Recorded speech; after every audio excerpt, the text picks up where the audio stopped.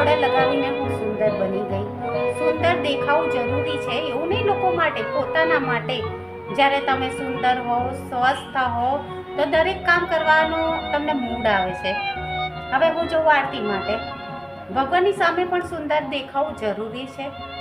ભગવાનને પણ એમ થાય કે મારા ભક્તો કેટલા સુંદર છે, અને સુંદર વિચાર પણ હોવા જરૂરી છે, જે મારી અંદર હું લાવવાની કોશિશ કરી। ईश्वर सत्य है, सत्य ही शिव है, शिव ही सुंदर है। ओ सत्यम शिवम सुंदरम।